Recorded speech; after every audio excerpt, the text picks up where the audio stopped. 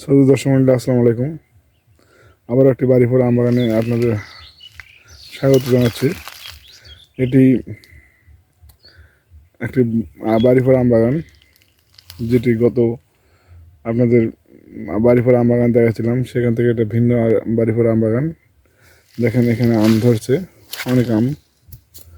দেখেন এটা আসলে প্রচুর পরিমাণ আম। এটা লোকেশন হচ্ছে সাপাহার উপজেলার জামালপুর গ্রাম।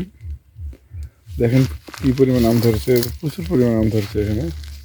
প্রতিটা গাছে এখানে ব্যাপক পরিমাণ আম ধরে আছে। দেখেন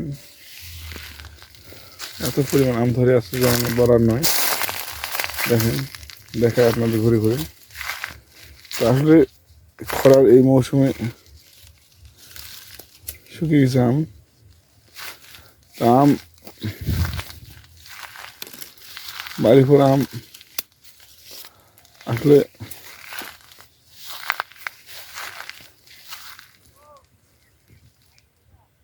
প্রতিটা গাছে ব্যাপক পরিমাণ আম ধরে আছে, এটা বলার মানে ইয়া নাই। বাড়িপুর আম আসলে এটা একটা সুস্বাদু জাত, এটা সাস্টেনেবল জাত। এটা একটা ভালো বৈশিষ্ট্য হলো যে প্রতিটা গাছে যদি মুকুল করে, এটা মানে গাছে আম ধরবে, এটা নিশ্চিত।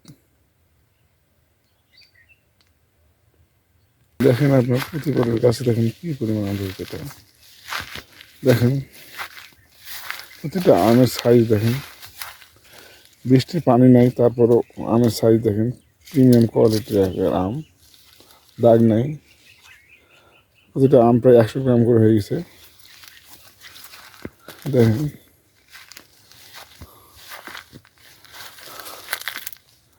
আসলে এই আমটা, এই জমির পরিমাণ প্রায় 7 বিঘার কাছাকাছি। তো আম, এটার সুবিধা হলো যে প্রতিটা মুকুলি একটা করে ধরে, কম বেশি বেশি ধরে, কিন্তু পড়ে যায়। পড়ে যাওয়ার পর একটা করে থাকে।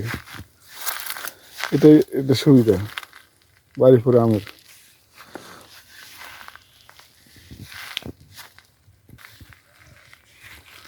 দেখেন সানবার্নের জন্য এটা পুড়ে যাওয়ার মতো হয়ে গেছে। দেখেন তারপর আম ধরে আছে, প্রতিটা গাছে ধরে আছে আম। দেখেন আমের যত্ন হলো, আসলে এই সময় আমের যত্ন আপনার বলছি যে 55 ইসি, 55 ইসি বিভিন্ন ধরনের 55 ইসি আছে, নাইট্রো, তারপর অক্টোপাস, বিভিন্ন ব্র্যান্ডের বিভিন্ন নামে আছে। এগুলো আপনার নির্দেশিত মাত্রায় প্রয়োগ করতে হবে। এর সাথে কার্বনডাজিম আর হলো ম্যানকোজেব পাউডার মিশ্রণ আর ব্রন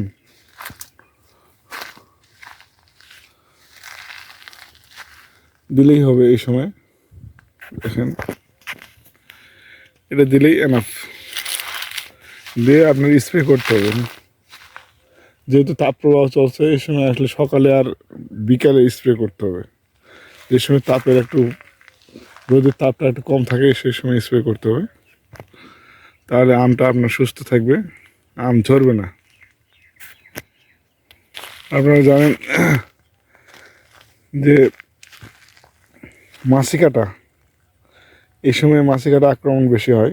মাছি কাটার জন্য হলো 55 ইসি, 55 ইসিতে হলো নির্দেশিত মাত্রা প্রয়োগ করলে আর মাছি কাটাটা ধরবে না।